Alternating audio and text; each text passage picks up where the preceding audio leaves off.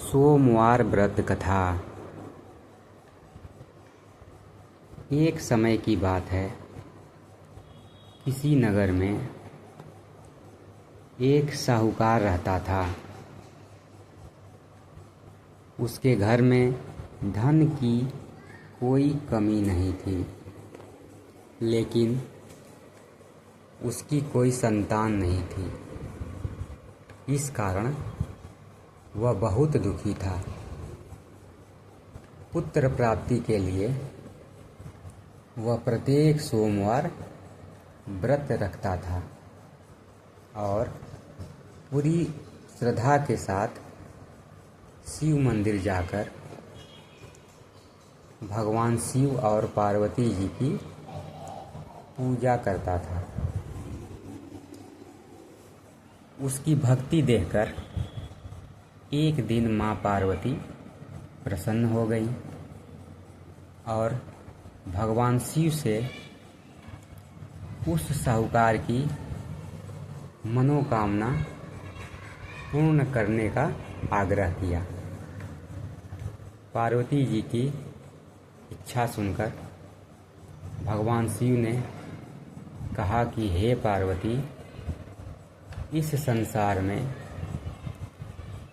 हर प्राणी को उसके कर्मों का फल मिलता है और जिसके भाग्य में जो हो उसे भोगना ही पड़ता है। लेकिन पार्वती जी ने साहूकार की भक्ति का मान रखने के लिए उसकी मनोकामना पूर्ण करने की इच्छा जताई। माँ पार्वती के आग्रह पर शिव जी ने साहूकार को पुत्र प्राप्ति का वरदान तो दिया, लेकिन साथ ही यह भी कहा कि उसके बालक की आयु केवल 12 वर्ष होगी। माता पार्वती और भगवान शिव की बातचीत को साहूकार सुन रहा था। उसे ना तो इस बात की खुशी थी और ना ही दुख। वह पहले की भांति शिव जी की पूजा करता रहा। कुछ समय के बाद साहूकार के घर एक पुत्र का जन्म हुआ। जब वह बालक 11 वर्ष का हुआ तो उसे पढ़ने के लिए काशी भेज दिया गया। साहूकार ने पुत्र के मामा को बुलाकर उसे बहुत सारा धन दिया और कहा कि तुम इस बालक को काशी विद्या प्राप्ति के लिए ले जाओ और मार्ग में यज्ञ कराना। जहाँ भी यज्ञ कराओ वहाँ ब्राह्मणों को भोजन कराते और दक्षिणा देते हुए जाना। दोनों मामा भांजे इसी तरह यज्ञ कराते और ब्राह्मणों को दान दक्षिणा देते काशी की ओर चल पड़े।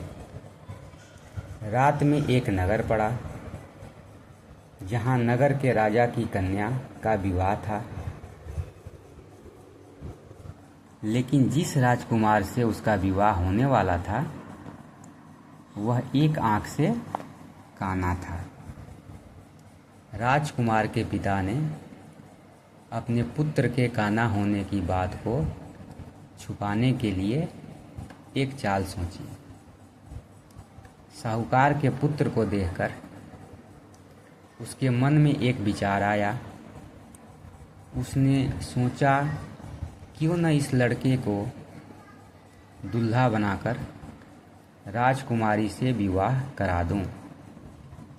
विवाह के बाद इसको धन देकर विदा कर दूंगा और राजकुमारी को अपने नगर ले जाऊंगा। लड़के को दूल्हे के वस्त्र पहनाकर राजकुमारी से विवाह कर दिया गया। लेकिन साहूकार का पुत्र ईमानदार था।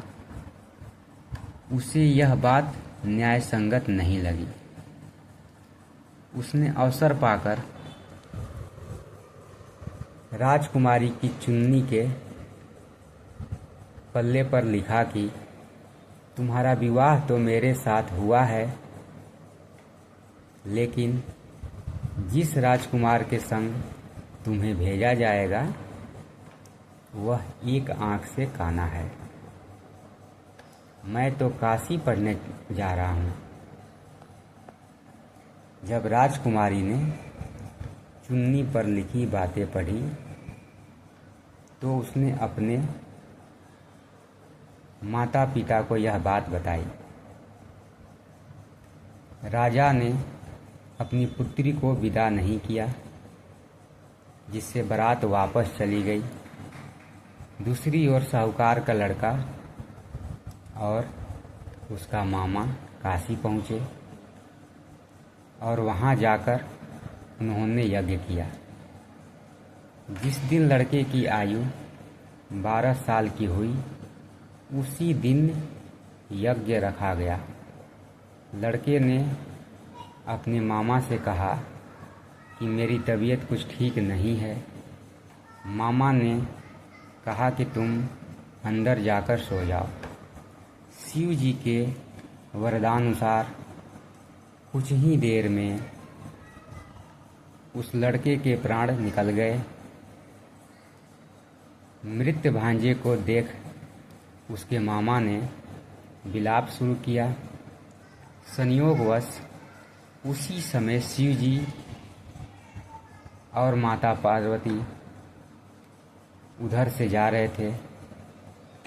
पार्वती ने भगवान शिव से कहा, स्वामी, मुझे इसके रोने के स्वर सहन नहीं हो रहा। आप इस व्यक्ति के कष्ट को अवश्य दूर करें। जब शिव जी मृत बालक के समीप गए तो वह बोले कि यह उसी साहूकार का पुत्र है जिसे मैंने 12 वर्ष की आयु का वरदान दिया। अब इसकी आयु पूरी हो चुकी है, लेकिन मातृभाव से विभोर माता पार्वती ने कहा कि हे महादेव, आप इस बालक को और आयु देने की कृपा करें, अन्यथा इसके वियोग में इसके माता पिता भी तड़प तड़प कर मर जाएंगे। माता पार्वती के आग्रह पर भगवान शिव ने उस लड़के को जीवित होने का वरदान दिया। शिव जी की कृपा से वह लड़का जीवित हो गया। शिक्षा समाप्त करके लड़का मामा के साथ अपने नगर की ओर चल दिया। दोनों चलते हुए उसी नगर में पहुँचे जहाँ उसका विवाह हुआ था। उस नगर में भी उन्होंने यज्ञ का आयोजन किया। उस लड़के के ससुर ने उसे पहचान लिया और महल में ले जाकर उसकी खातिरदारी की और अपनी पुत्री को विदा किया। इधर साहूकार और उसकी पत्नी भूखे प्यासे रहकर बेटे की प्रतीक्षा कर रहे थे। उन्होंने प्रण कर रखा था कि यदि उन्हें अपने बेटे की मृत्यु का समाचार मिला तो वह भी प्राण त्याग देंगे, परंतु अपने बेटे के जीवित होने का समाचार पाकर वह बेहद प्रसन्न हुए। उसी रात भगवान शिव ने व्यापारी के स्वप्न में आकर कहा, हे सृष्टि, मैंने तेरे सोमवार के व्रत करने और व्रत कथा सुनने से प्रसन्न होकर तेरे पुत्र को लंबी आयु प्रदान की है। इसी प्रकार जो कोई सोमवार व्रत करता है या कथा सुनता और पढ़ता है उसके सभी दुख दूर होते हैं और समस्त मनोकामनाएं पूर्ण होती हैं। धन्यवाद। मेरे चैनल को सब्सक्राइब करें, लाइक करें। धन्यवाद।